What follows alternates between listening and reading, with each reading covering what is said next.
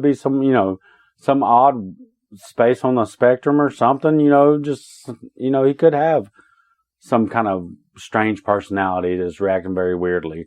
But when you start getting things like motive, if someone's worth more dead than alive, and that's kind of starts piling up on these other things that could just be, his personality. Well, it's around this time that some other witnesses come forth with knowledge about Christopher's relationship with his parents. He was described as spoiled, always asking for money from his parents.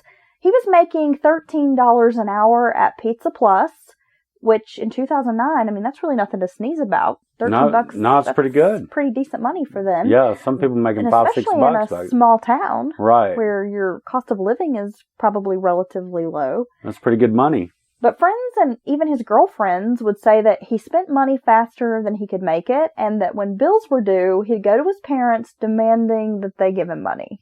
And they're just working their butts off, too. And guilt-tripping them into well, what do you want? You want my car insurance to get canceled? Yeah. What am I supposed to do? Yeah. We all know that guy, right? That girl. We probably all know someone like that. Well, Christopher reportedly had very expensive tastes. Being the only son, Harvey felt compelled to spoil him. He was pretty crazy about his son and couldn't say no. A lot of people said that, Harvey looked at his son like they were best friends. They were really close. He just adored his only son. Yeah. But the son was very manipulative and knew how to kind of play that. That's unfortunately what happens if you card. If you spoil them the whole time, they end up with that freaking attitude right there. Like you owe them something. That's what happens, unfortunately. Though detectives' gut instinct was that money could have been Christopher's motive for the murders, they had no physical evidence. So 4 years pass. So they got him acting sketchy during all interviews and just cold and distant like he don't care. And then this $500,000 in life insurance sitting on the table. Yes. Okay. Members of the community were outraged. As I mentioned, this is a small town. And people love this couple. They had a lot of friends. They had a lot of people in the community who wanted justice for these folks. And this was not the kind of town where innocent people were slaughtered. As you mentioned, this was really unusual to have. Right. And I think what I was reading when I was researching this is that this was a town that had maybe had 1 or 2 murders within the last 10 years, but they had been drug related. Right. They were not just cold, vicious slangs. Yes, exactly. When you just kill someone. Finally, detectives decided to take another crack at interviewing Christopher. 4 years have passed. They've talked to him twice. That's a long time, and they're still plugging away at this. They have not put his case cold. Well, this time around, the office that was investigating the sheriff's department, they wanted to do some things a little differently. They brought in a cold case homicide interviewer who worked at this school that specializes in interrogation techniques and solving cold cases. Okay. So they bring in the big guns on this. And this interviewer decided he was going to use several techniques to interrogate Christopher. The investigators basically flat out told Christopher, "We know you did it." Christopher told investigators he had used the insurance money to buy cars and ATVs. But initially, when they're asking him about how much money do you have left, he was like, "Oh, well, I've got half of it left." But they knew that that wasn't the case. They had already spoken to Christopher's girlfriend about the money, and she admitted, we don't have any money. We're living basically paycheck to paycheck. So in 4 years, he blew $500,000. Right. Wow. Good choices, Christopher. So once they confront him with "Buddy, we know you're lying to us. Yeah. You can't play this game with us. And I'm a hard-nosed cop here who investigates people for a living." Yeah, we're done with story time. Yeah. Yeah, we know you're lying. This is real. So that's when he decided to tell people that he had used that insurance money and he had bought cars, ATVs, just blown through the money. Wasted it on bullshit, basically. Wow. His girlfriend also told police, that they were broke. They were basically living hand to mouth.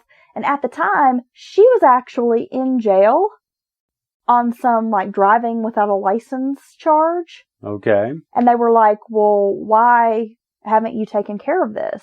And she said, well, I haven't had the money to take, I was supposed to take some classes, and I haven't had the money to take those classes. Okay. And the cops were like, well, yeah, but doesn't Christopher have this huge life insurance policy amount of money? And that's when she says, well, we don't have any money, and we couldn't afford for me to take these classes. Wow. Yeah. So he just blew it, jacked it all off. They end up getting a 29-minute confession from Christopher, who ultimately admitted his involvement in the murders. Christopher claimed he had gone to Pizza Plus around 10:30 or 11 p.m. on the 29th. He needed money. His parents had refused, which then, of course, led to an argument. He says it was an accident when he slit his mother's throat. Yeah, that don't really fall in the accident category. Yeah, just swinging some knife around willy-nilly. If you have a knife near your mother's throat, that's the only way the accident could occur, so. He then chased his father out of the restaurant, choking him. And that's why the dad was kind of in the rear. Yeah, and that's how he was able to get both, because they knew him. He went back inside. He grabs the extinguisher, which he used to beat his mother to death. When she wasn't moving, and he knew that she was dead, he went back outside to check on his father. He then, grabs his father, cuts his throat, then he flees the scene. The car that Christopher had been driving, he drove basically over to an ex-girlfriend's house and just left that car at her house. And she had it towed away to a junkyard after a couple of months of it just sitting there. Wow, probably full of damn evidence. He threw out the knife. Because that was not a clean scene. Right.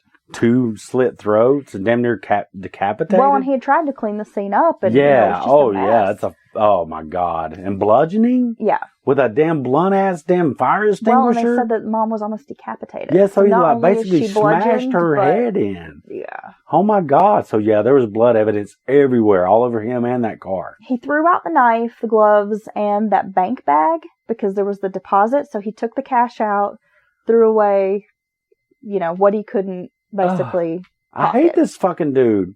I'm sorry, I do. Your own parents. That's just evil. That is damn, I just don't understand.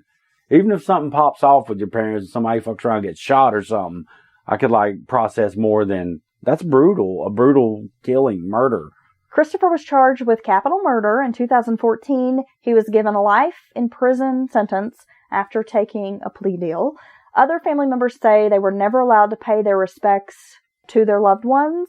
Harvey's sister, they were pretty upset because Christopher had the Looneys cremated and never told anyone what he did with their remains. So their remains, the whereabouts of the remains are unknown. So that makes it even worse in this particular case. He murders them. Yes. He has full control as the son over all their services and everything. And gets $500,000 life insurance and blows it like an idiot that he is. And he got to do all that.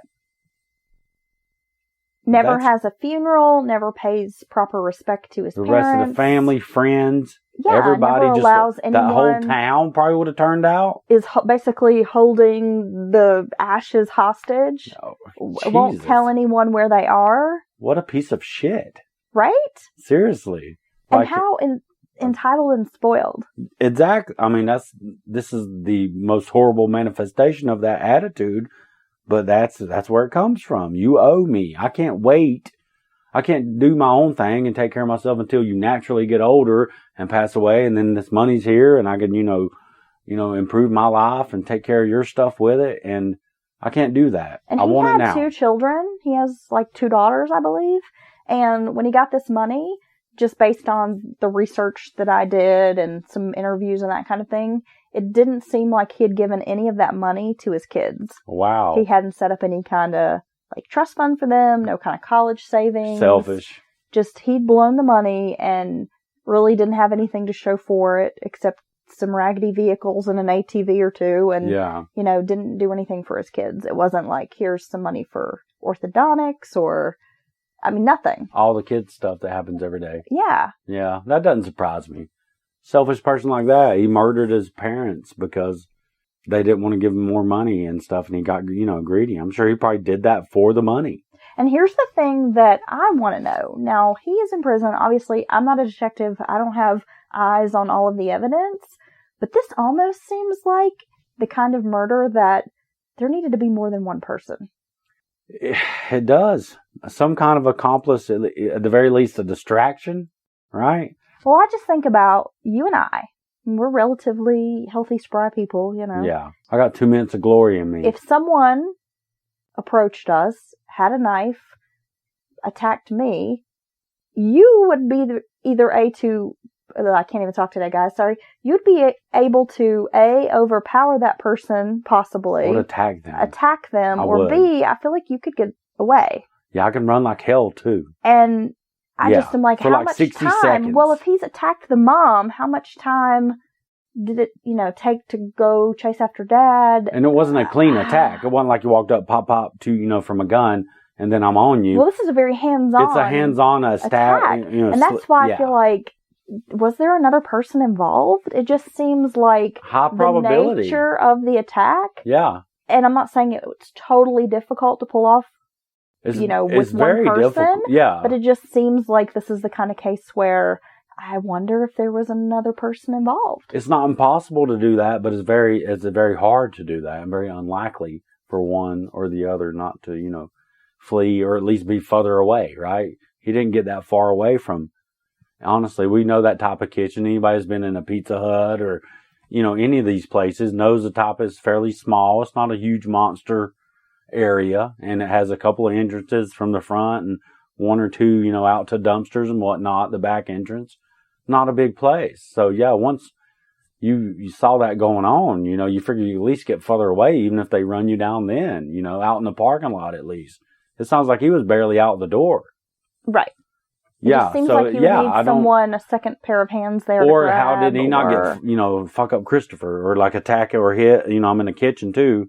I could stab you with kitchen stuff, and wouldn't you go back on that person? Well, and especially when it's your own son. I don't care who. At that point, once even you start with a knife, I'd be like doing my running like a linebacker move. Yeah. Oh, like just knock because somebody on their ass. Oh, you're just because you're my kid. Once you start stabbing motherfuckers and you're like, you gonna kill me? No, it's on then. Yeah, it's basic human shit then, son. Right. That don't matter. I'm gonna fucking try to kill you. Well, this guy's a douche, and I know that we're really here to report cases, maybe not so much give our judgy all that opinions, together. But let me just say and this. And shit on his kids, well, too. Well, I want to know what kind of chick is going to be with this guy. He's got a girlfriend. I know. And he sounds like a piece of shit, and I mean, let's just say, hypothetically, you inherit a shit ton of money, and we're broke and living like paycheck to paycheck and can't even afford basic, like, whatever. My class is to keep me out of jail. Yeah. Yeah. Then which are probably like $20 a piece or some shit. I'm looking at you thinking like, what a fucking loser. You just had a shit ton of money and now you don't have any. Right. At an average wage, $500,000 is a freaking 10 or 15 years of wages for many people.